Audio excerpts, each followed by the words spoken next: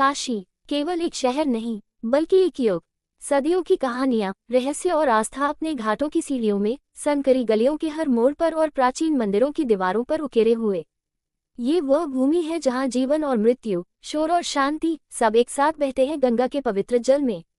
मेरी कहानी वहीं से शुरू होती है जहां एक साधारण सी तस्वीर ने मुझे उस अतीत के अंधेरे कोनों तक खींच लिया, जहां कुछ ऐसा छिपा था जो काशी ने खुद से भी छुपा रखा था।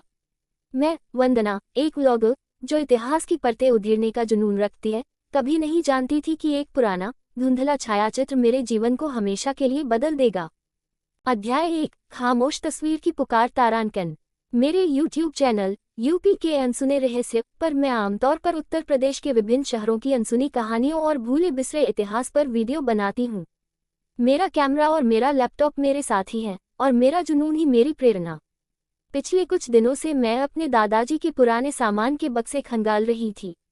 दादाजी एक सेवानिवृत्त हिंदी साहित्य के प्रोफेसर, चीज़ों को सहेजने के बड़े शौकीन हैं, खासकर पुरानी किताबें और तस्वीरें। एक दोपहर जब सूरज की किरणें मेरे कमरे की खिड़की से अंदर आ रही थीं और हवा में पुरानी कागजों की हल्की गंध थी, मैंने एक धूल भरा लकड़ी का बक्सा खोला। अंदर ढेर सारी पुरानी चिट्ठियां, टूटे फूटे चश्मे और कुछ तस्वीरें थीं। अचानक मेरी उंगलियों को एक मोटी, खुरदुरी तस्वीर मिली। यह एक पुरानी, काली सफ़ेद तस्वीर थी जिसकी किनारे थोड़ी मुड़ी हुई और रंग फीका पड़ चुका था। मैंने उसे उठाया और ध्यान से देखा। ये वाराणसी के किसी पुराने घाट या गली का दृश्य था, शायद दशाश्वमेध घाट से थोड़ा दूर या सिंधिया घाट के पास का कोई कम जाना पहचाना कोना। तस्वीरें अक्सर कहानी कहती हैं, लेकिन ये तस्वीर कुछ और ही कह रही थी। इसके केंद्र में, घाट की सीढ़ियों या शायद किसी प्राचीन मंदिर के प्रवेश द्वार के पास, एक लंबी, पतली और अजीब तरह से अस्पष्ट छाया जैसी आकृति खड़ी थी। आकृति इतनी धुंधली थी कि यह पहचानना असंभव था कि यह इंसान है या कोई प्रकाश का भ्रम। ये बस एक छाया थी। मेरा दिल जोर से धड़का। यह क्या है? मेरे मुंह से अनायास निकला। क्या ये सिर्फ लेंस का दोष है या इसमें कुछ और है? मेरी आंखों में एक व्लॉगर की उत्सुकता और एक इतिहासकार की जिज्ञासा एक साथ चमक उठी। यह कोई साधारण तस्वीर नहीं थी, यह एक पहेली थी। मैंने तुरंत तस्वीर लेकर दादाजी के पास दौड़ लगाई। वे अपनी प्रिय आराम कुर्सी पर बैठे, चश्मा लगाए, किसी धार्मिक ग्रंथ में लीन थे। दादाजी, मैंने लगभग हाँफते हुए कहा, ये तस्वीर कहाँ से मिली आपको? उन्होंने चश्मा उतार कर तस्वीर को देखा। उनकी आंखों में एक पल के लिए कुछ पुरानी यादें तैरती दिखीं, जैसे कोई पुराना सपना जो याद न आ रहा हो। फिर उनके चेहरे पर एक हल्की सी अनिश्चितता छा गई। अरे, ये मुझे ठीक से याद नहीं, वंदना। शायद किसी पुराने मंदिर के दर्शन के दौरान खींची होगी। उस समय ऐसे कई छायाचित्र बन जाते थे जब कैमरे इतने अच्छे नहीं होते थे। उन्होंने बात टालने की कोशिश की, लेकिन मैं उनकी आंखों में एक हल्की सी बेचैनी साफ देख सकती थी, जैसे उन्होंने कुछ ऐसा देखा हो जिसे वे याद नहीं करना चाहते। मैंने फैसला किया कि यह कहानी मेरे दर्शकों तक पहुंचनी चाहिए। मैंने तस्वीर के बारे में एक वीडियो बनाया और उसे अपने चैनल पर अपलोड कर दिया। कमेंट सेक्शन में तुरंत बाढ़ आ गई। ये भूत है, नहीं, ये सिर्फ परछाई है, लेंस की खराबी होगी, ऐसे कमेंट्स आम थे। लेकिन कुछ कमेंट्स ने मेरा ध्यान खींचा। वे उस क्षेत्र की पुरानी कहानियों, अजीबोगरीब घटनाओं और यहाँ तक कि अघोरी बाबाओं या गुप्त साधकों के जिक्र कर रहे थे जो घाटों में छिपकर रहते हैं। मुझे पता था कि मुझे इस रहस्य की तह तक जाना होगा। अध्याय 2, घाटों में दबी कहानियां। अगले ही दिन मैंने अपने बचपन के दोस्त रजत को बुलाया। रजत मेरा तकनीकी सहायक और मेरा सबसे बड़ा सपोर्ट सिस्टम था। वह थोड़ा डरपोक था, लेकिन हमेशा मेरे साथ खड़ा रहता था। रजत, हमें इस जगह को ढूंढना होगा, मैंने उसे तस्वीर दिखाते हुए कहा। हमने कई पुराने नक्शों, किताबों और तस्वीरों का अध्ययन किया। तस्वीर में दिख रही कुछ विशिष्ट प्राचीन संरचनाओं, एक विशिष्ट मंदिर के शिखर और घाटों की बनावट का बारीक विश्लेषण किया। ये काशी का कोई बहुत पुराना हिस्सा लग रहा था, जहां समय रुक गया था। कई दिनों की गहन खोजबीन के बाद हम अंततः दशाश्वमेध और मणिकर्णिका घाट के बीच किसी छिपी हुई संकरी गली और एक परित्यक्त छोटे घाट को ढूंढने में सफल रहे। यह एक पुरानी, कम जानी मानी बस्ती के खंडहर थे जो अब पेड़ पौधों और कूड़े से ढके हुए थे। मुख्य घाटों की चहल पहल से पूरी तरह अलग थलग ये जगह एक भुला हुआ अतीत समेटे हुए थी। जैसे ही हम उस जगह पर पहुंचे, मुझे एक अजीब सी खामोशी और एक तीखी गंध महसूस हुई। हवा में एक उदासी सी घुली हुई है। रजत थोड़ा घबराया हुआ है। वंदना, ये जगह थोड़ी अजीब लग रही है। यहाँ कोई नहीं आता, सिर्फ गंदगी और वीरानगी है। उसने अपने कंधे उचकाए। हमने सावधानी से आगे बढ़ना शुरू किया। टूटी हुई सीढ़ियाँ, गिरे हुए पत्थर और पेड़ों की जड़ें जो दीवारों में घुस चुकी थीं। हमें वहाँ कुछ पुराने पत्थर मिले जिन पर अजीबोगरीब नक्काशी है। ये नक्काशी किसी प्राचीन पंथ या गुप्त समुदाय से मिलती जुलती थी, जिनका जिक्र मैंने काशी की लोककथाओं में पढ़ा था। मुझे एक पुराना टूटा हुआ मिट्टी का दिया भी मिला, जो शायद सदियों से वहीं पड़ा था। उस जगह की हर चीज रहस्य से घिरी हुई थी। अध्याय 3, गलियों में फुसफुसाती लोककथाएं। अपनी खोज को आगे बढ़ाने के लिए मैंने काशी के इतिहास पर काम करने वाले एक प्रसिद्ध इतिहासकार प्रोफेसर मिश्रा से मिलने का फैसला किया। प्रोफेसर मिश्रा एक सख्त लेकिन विद्वान व्यक्ति थे, जिनकी काशी के गुप्त इतिहास पर गहरी पकड़ थी। जब मैं उनके पुराने किताबों से भरे अध्ययन कक्ष में पहुंची तो हवा में धूल और पुरानी किताबों की मिली जुली गंध थी। मैंने उन्हें वह रहस्यमयी तस्वीर और अपने अनुभवों के बारे में बताया। प्रोफेसर मिश्रा ने चश्मा सरकाकर तस्वीर को ध्यान से देखा। उनकी भौहें तन गईं, जैसे उन्होंने कुछ ऐसा देखा हो जो उन्हें परेशान कर रहा था। ये कुछ पुरानी लोककथाओं से मेल खाती है, बेटी। उनकी आवाज गंभीर थी। इस क्षेत्र में एक अज्ञात संरक्षक या घात प्रेत की कहानियां प्रचलित थीं। लोग कहते थे कि वह उन लोगों को दंडित करता है जो घाटों की पवित्रता भंग करते हैं या कोई गुप्त अपराध करते हैं। कुछ लोग तो उसे न्याय का छायाचित्र भी कहते थे। उनकी बात ने मेरी रीढ़ में एक सिहरन पैदा कर दी। प्रोफेसर मिश्रा ने फिर कुछ दशकों पहले इसी क्षेत्र से अचानक गायब हुए कुछ लोगों की फाइलों का जिक्र किया। कुछ तस्कर थे, कुछ अवैध रूप से संपत्ति हड़पने वाले और एक सरकारी अधिकारी जो भ्रष्टाचार के एक बड़े मामले में फंसा था। उनके गायब होने का कोई स्पष्ट कारण नहीं मिला था। पुलिस ने इसे अज्ञात कारणों से लापता मानकर बंद कर दिया था। क्या इस छाया आकृति का इन गुमशुदगियों से कोई संबंध हो सकता है? मैंने पूछा। प्रोफेसर मिश्रा ने गहरी सांस ली। काशी के गहरे राज हैं, बेटी। कुछ राज ऐसे हैं जो समय के साथ दफन हो जाते हैं और उन्हें उखाड़ने की कोशिश अक्सर खतरनाक साबित होती है। मुझे एक नई दिशा मिली थी।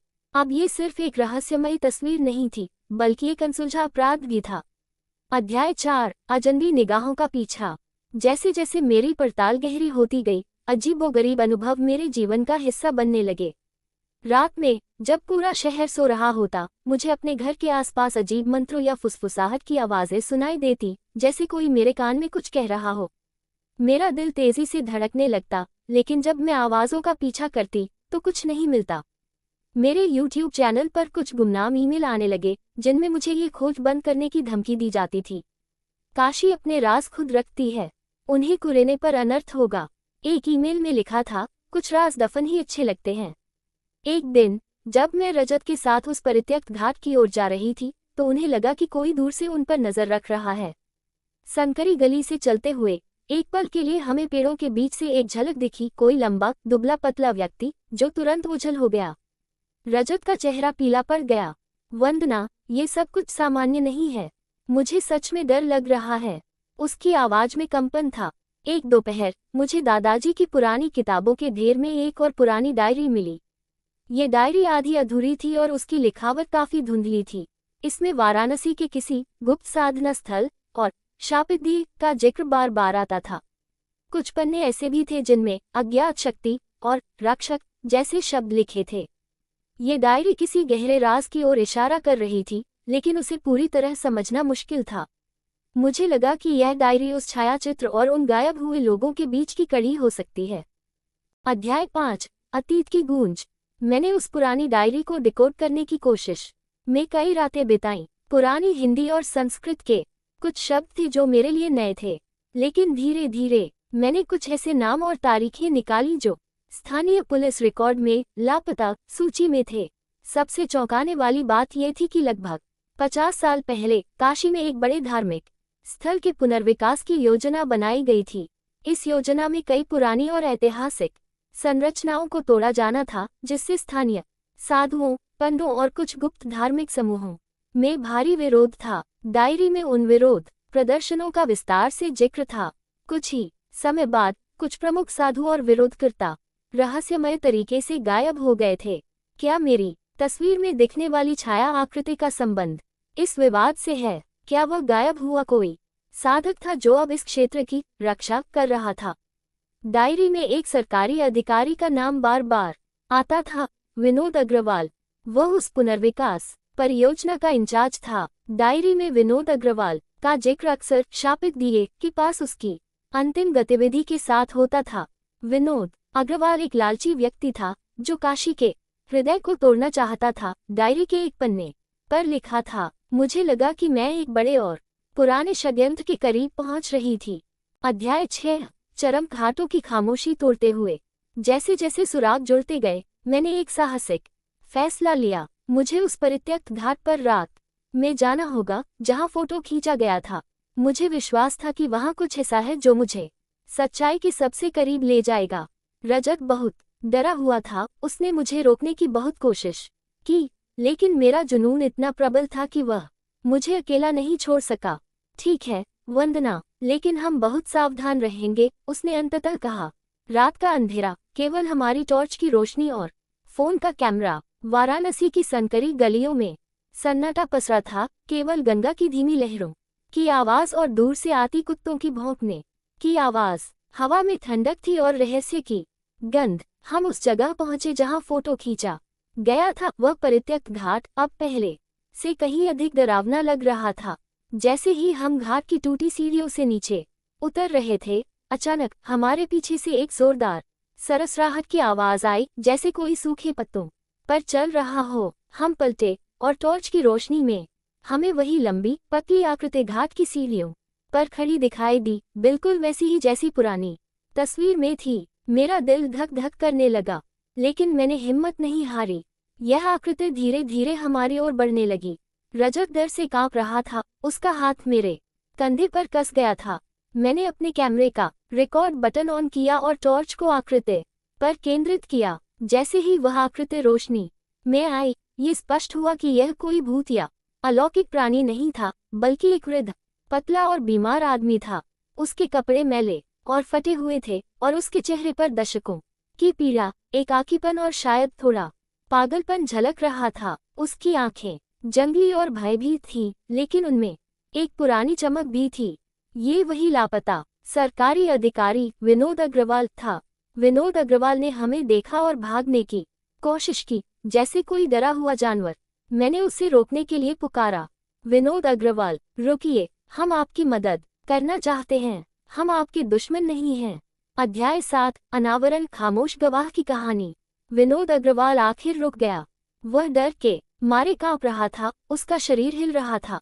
वंदना और रजत ने धीरे धीरे उसे समझाया कि वे उसे नुकसान नहीं पहुंचाएंगे, बल्कि वे उसकी कहानी सुनना चाहते हैं। धीरे धीरे टुकड़ों में विनोद अग्रवाल की कहानी सामने आई।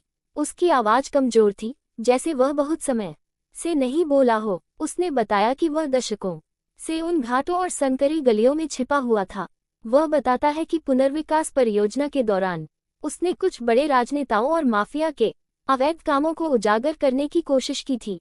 उन्होंने काशी की प्राचीन भूमि को अवैध रूप से हथियाने और वहां गैरकानूनी निर्माण करने की योजना बनाई थी। विनोद अग्रवाल ने सबूत जुटाए थे, लेकिन जब उसने उन्हें उजागर करने की कोशिश की तो उन शक्तिशाली लोगों ने उसे जान से मारने की धमकी दी और उसे गायब करवा दिया। वह बताता है कि उसे उस परित्यक्त घाट पर बंधक बनाकर रखा गया था, लेकिन किसी तरह वह बच निकला।